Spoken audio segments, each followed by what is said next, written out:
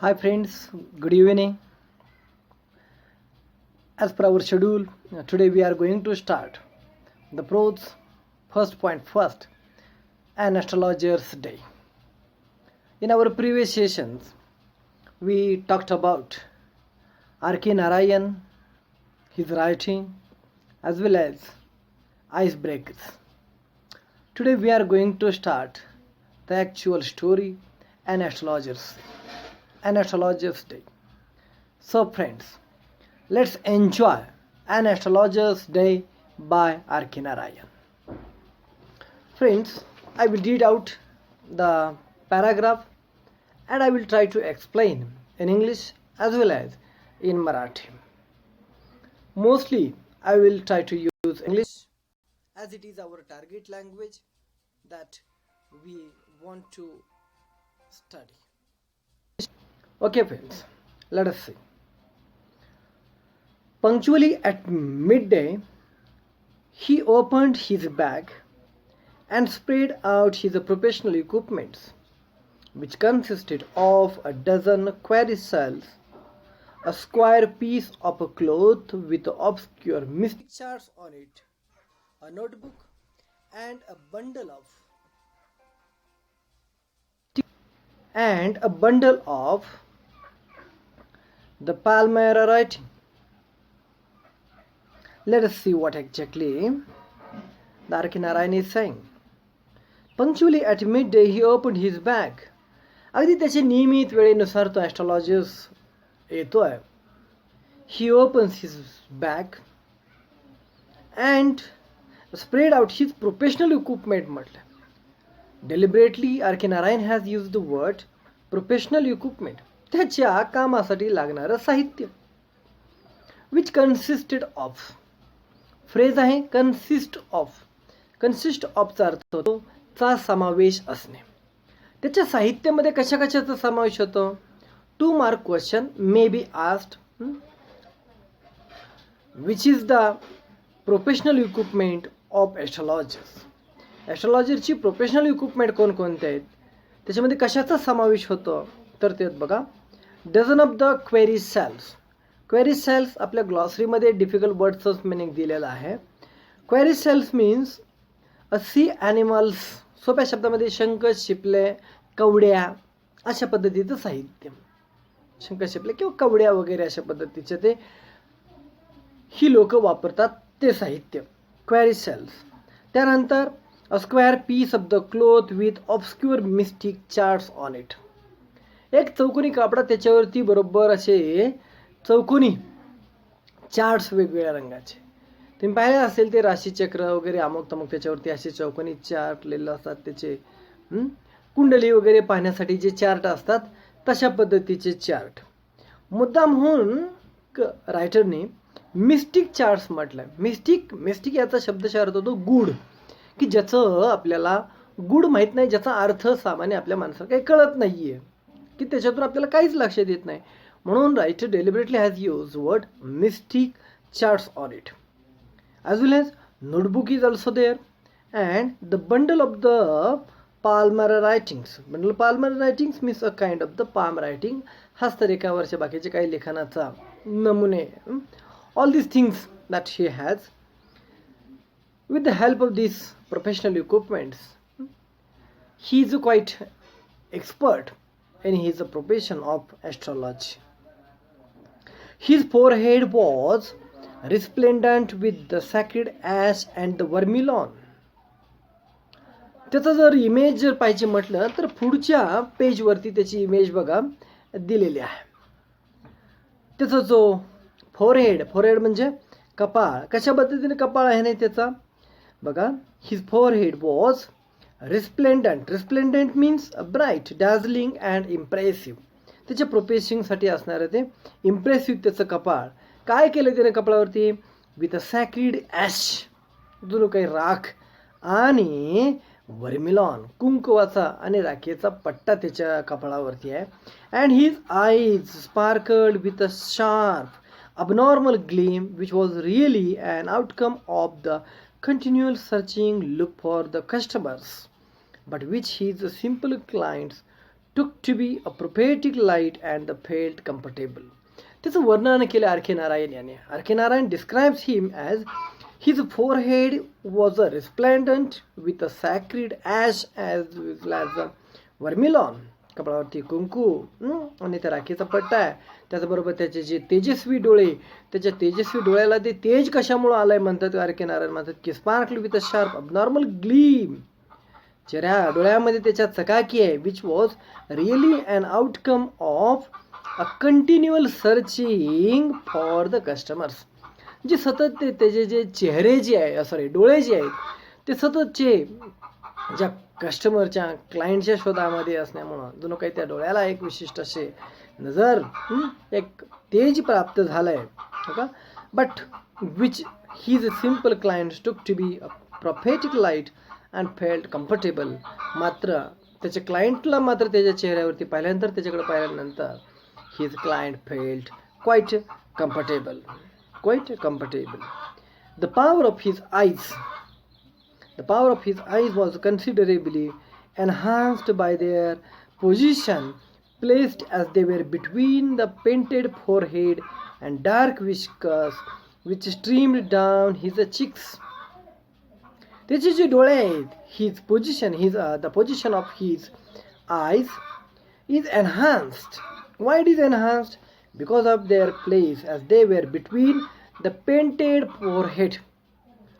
ते रंगवलेलं कपाळ आता सांगितल्या पद्धतीनं राख आणि कुंकू तुम्ही त्याच्या चेहरा इमेज त्याची पाहू शकता. On the second page it is between the painted forehead and the dark whiskers which streamed down his cheeks.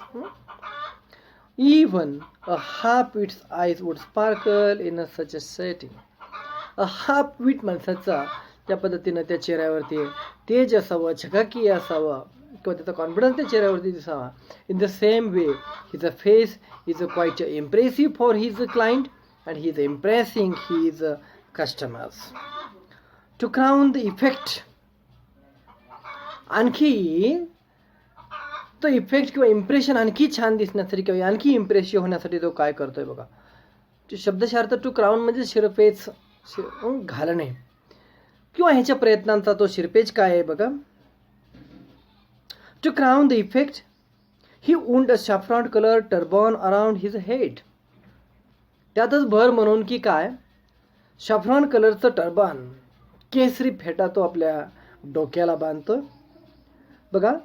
Wound म्हणजे परिधान करणे बरं का. Wound a saffron colored turban around his head. This color scheme never failed. आणि जो काही तो colour scheme त्याची असायची, त्याच्या कपाळावरचे कुंकू असेल, राख असेल, तो टिळा असेल किंवा त्याचे एकंदरीत ते ठेवण आणि त्याच्या डोक्याला असणारा तो फेटा, याची जी कलर स्कीम आणि कॉम्पोजिशन आणि total impression was quite impressive for his client. Let's see the people were attracted him. आणि ह्याचा एकंदरीत प्रोफेशनल पेशा किंवा ह्याचा बाकीच्या गोष्टी करून people were attracted him as a bee attracted to the cosmos or the dahlia stalk. बघा कॉस्मॉसकडे किंवा डॅलिया स्टाल्ककडे ज्या पद्धतीनं मधमाशा याव्यात तशा पद्धतीनं त्याचं customer is attracted towards him.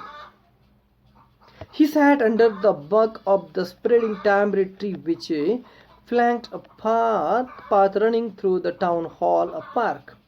Town hall पार्ककडे जाणाऱ्या रस्त्याच्या कडेला असणारा खूप मोठं पसरलेला टॅम्ब्री ट्रीच्या खाली त्याची बसायची ती जागा होती.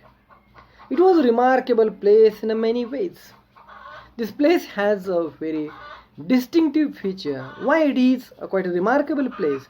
Because a surging crowd.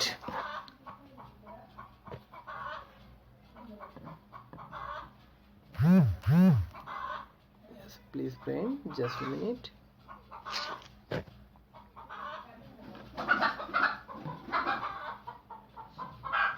Open your book on page number 3.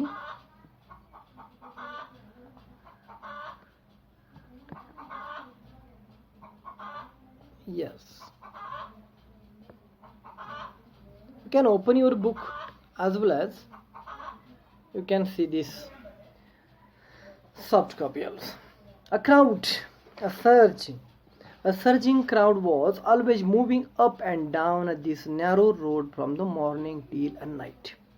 आत्ताच मला सांगितलं की त्याची जी बसण्याची जागा होती, it was quite a remarkable place. Why it was remarkable? Because the most of the crowd of that village was going up and down through this narrow road. त्या अरुंद रस्त्यानं जवळ गावची सर्व रहदारी त्याच रस्त्यातून जायची आणि ती लोकांची रहदारी किंवा ये जा अगदी सकाळपासून ते अगदी रात्रीपर्यंत ही ये जा चालायची आणि येण्या जाणाऱ्या लोकांना तो ॲस्ट्रॉलॉजरची भेट व्हायची. A variety of the trades and occupations was represented all along its way. व्हरायटीची लोक, गाव बाजार म्हटलं की तुम्हाला परत म्हटलं की बाजार म्हटलं की सगळ्याच गोष्टी आल्या. व्हरायटी ऑफ द ट्रेड्स, ऑक्युपेशन्स, वेगवेगळ्या व्यापाराची वेगवेगळ्या ऑक्युपेशनची लोक तिथं आले आहेत. त्याच्यामध्ये कोण कोण आहे पहा, तुम्हाला विचारलं जाईल हू आर देअर और व्हॉट आर द ऑक्युपेशन्स और the trades mentioned in the story. Medicine sellers, औषध विक्रेते आहेत. Sellers of the stolen hardware and junk, magicians आहेत त्याच्यामध्ये काही. And above all and auctioneer of the cheap clothes. Auctioneer of the cheap clothes, स्वस्त कपडे विकणारे. स्वस्त कपडे विकणारे म्हणजे जुने कपडे वगैरे विकणारे आपण ज्याला म्हणतो त्यांना. ऑक्शनर, टू ऑक्शन मीन्स निलाव पुकारणे. Auctioneer of the cheap clothes who created enough din all day to attract the whole town. अगदी जवळ आसपासची सगळी लोक बोलवण्यासाठी की ज्यांना सगळ्या वेगवेगळ्या डील वेगवेगळ्या टेक्निक्स वापरलेल्या आहेत. Next to him in a vociferousness means being loud and noisy. मोठ्या आवाजामध्ये मोठमोठ्याने ओरडणारा. came a vendor of the fried groundnut. Fried groundnut, खारं शेंगदाणावाला, आपल्याकडच्या भाषेत जर बोलत तर खारे शेंगदाणावाला, भाजके शेंगदाणा विकणारा. तो त्याच्या नंतरच्या पुढं असायचा. Who gave his ware a fancy name each day. त्याच्या शेंगदाण्याला तो काय करायचा रे, दररोज वेगळ्या नावाने पुकारायचा. She would call it Bombay ice cream one day and the next day Delhi almond. बघा काय काय नावं देतोय. बॉम्बे आईस्क्रीम एक दिवशी म्हणतोय, तर दुसऱ्या दिवशी काय म्हणतोय रे, दिल्ली आलमंड. दिल्लीचे आलमंड बदाम शेंगदाण्याला बरं का, Delhi almond. And on the third Raja's delicacy, राजेशाही delicacy. And so on and so forth. And the people flocked to him. आणि त्याच्याकडं त्याच्या मार्केटिंगच्या स्ट्रॅटेजीमुळे लोक काय करायचे, लोक अट्रॅक्ट व्हायचे. शेवटी कसं आहे, बाजारामध्ये बोलणाराच विकतं. आपण म्हणतो की बोलणाराचे आंबडे पण विकतात आणि न बोलणाराचे गहू सुद्धा विकत नाही. हेच तर टेक्निक असतं बाजारामध्ये. तसं टेक्निक त्या शेंगदाणावाल्याकडे आहे आणि शेंगदाणेवाला आपल्या शेंगदाण्याला नवनवीन नावानं पुकारतोय आणि फार छानपैकी त्याचं मार्केटिंग सुरू आहे. बघा पुढं काय घडलं रे. A considerable portion of this crowd dialled before the astrologers too. आणि अगदी त्याच पद्धतीनं डायल्ड म्हणजे बघा त्याचा अर्थ पुढं ग्लॉसरीमध्ये दिला आहे, wasted time just hanging around. आणि हेच नेमकं शेंगदाण्यावाल्याकडे येणारं सुद्धा बरंचसं कस्टमर या ॲस्ट्रॉलॉजरच्या अवतीभोवती गुठमळायचं. शेवटी अनावधानानं का होईना पण प्रत्येकाला वाटतं की आपलं बी काहीतरी ॲस्ट्रॉलॉजी पाहून घ्यावी, म्हणून की काय लोक त्याच्या अवतीभोवती गुठमळायचे.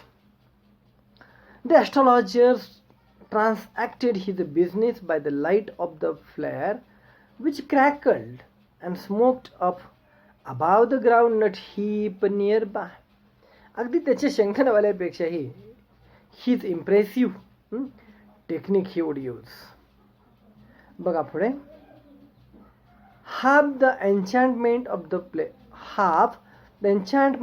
place was due to the fact that it did not have the benefit of the municipal lighting.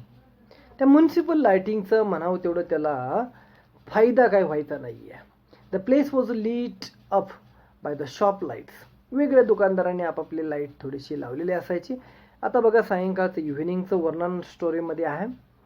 One of had the hissing gas light. Hissing gas light, पूर्वीचे जे गॅस बत्त्या असायचे ना त्याचा आवाज येतो हिसिंग. काही जणांकडे, काही दुकानांकडे गॅस लाईट आहेत. Some had the naked flares stuck on poles. Some were lit up by the old cycle lamps. कुणी कुणी काय काय लावलं आहे. तर काही जणांनी बघा सायकल लॅम्प लावले आहेत. One or the two like the astrologers managed without lights of their own. मोठे दुकानदारवाल्यांनी कुणी लाईटचे बत्ती, गॅस बत्ती लावली, कुणी काय लावले. मात्र ॲस्ट्रॉलॉजर सारखे दुसऱ्याच्या मदतीवर जगणारे आहेत, त्यांनी मात्र काही लावलेलं नाही. ते त्यांच्या त्यांच्या लेवलला they are managing at their own. It was a bewildering the criss cross of the light rays and the moving shadows. आता तुमच्या लक्षात आलं असेल की काही दुकानदारांचे लाईट आहेत, कोणाचे नाही आहेत, आणि याच्याकडे मात्र नाही आहे. त्यामुळे लाईट ये जा लोकांनी, सावली ये लाईट ये, सावली ये लाईट ये, अशा पद्धतीचं ते actual mixture was a mix criss cross of the light rays and the moving shadows. This suited the astrologers very well. पण हेच वातावरणाचा फायदा त्या ॲस्ट्रॉलॉजरला व्हायचा. For the simple reason that he had not in the list intended to be an astrologers when he began a life. पण त्याने ॲस्ट्रॉलॉजरची ज्यावेळेस जीवन सुरू केलं त्याच्यासाठी काय आहे, त्याचं काहीतरी गुड आहे, ते आपल्याला आत्ताच रायटर सांगत नाही. It is a suspense of the story. We will study it at the end. बघा. And he knew no more of what was going to happen to others than he knew what was going to happen to himself next minute. बाकीच्यांच्या जीवनामध्ये काय घडतंय हे त्याला महत्त्वाचं नाही आहे, किंवा काय घडणार आहे हे त्याला माहीत नाही आहे. पण त्याच्या जीवनामध्ये काय घडू नये किंवा काय घडलं पाहिजे याच्याबद्दल मात्र तो फार सतर्क आहे. जणू काही त्यासाठी तो दुकानामध्ये येताना जो टायमिंग त्याचं ॲस्ट्रॉलॉजी पाहण्याचं जे टायमिंग आहे ते अगदी सायंकाळच्या वेळेला येणं, अंधारामध्येच अर्धवट अंधारामध्ये त्याला ओळखू कुणी येणार नाही अशा परिस्थितीत बसणं, ह्यातच आहे की काय कोणास ठाऊक. He was as a much a stranger to the stars as were his innocent customers. बघा काय छान वाक्य वापरलंय. He was as much stranger to the stars as were his innocent customers. त्याची लाईफ फार अनोळखी आहे, इव्हन कुणासाठी, इव्हन टू द स्टार्स. ही जरी सगळ्यांची कुंडली बघत असला तर त्याची कुंडली मात्र कुणालाच माहिती नव्हती. It was quite strangers to stars as well as the customers also. Yet he said things which pleased and astonished everyone. पण जे तो काही मात्र लोकांना खुश करण्यासाठी जो मात्र सांगत होता तो मात्र लोकांना समाधान वाटायचं, आनंदी वाटायचे. That was more a matter of the study practice. तो कशाचा मॅटर होता तर it was a matter of the study as well as the practice and a shrewd guess work. आणि बहुतांशी हे गेस वर्क खूप असतं. गुड जजिंग, लोकांचा अंदाज घेणं, पुढचं जे काही म्हणता येईल त्याचा अंदाजावरती त्याचं भविष्य सांगणं, याचा तो रिझल्ट होता. All the same it was as much an honest man's labour. पण जरी सर्व काही जरी असलं तरी अतिशय त्याचं ते प्रामाणिक कष्ट असायचा. It was as much an honest man's labour as any other. He deserved the wages he carried home at the end of the day. आणि दिवसभराची त्याची जी काही कमाई आहे तो घेऊन जणू काही रोजंदारीचं काम एखादा करून कष्टकरी यावा तशा पद्धतीनं तो कष्ट करून त्याचं दिवसभराचं त्याचं जे काही जे कष्ट आहे प्रामाणिकपणे करायचा आणि सायंकाळी ते आपले कमवलेले 4 पैसे घेऊन तो घरी परतत यायचा. ओके फ्रेंड्स, आजच्या दिवसासाठी आपण इथंच थांबूया. Tomorrow and in our day after tomorrow we will complete the story, but the story has a great suspense and we should also be suspense towards our story. Okay friends, see you tomorrow. Bye.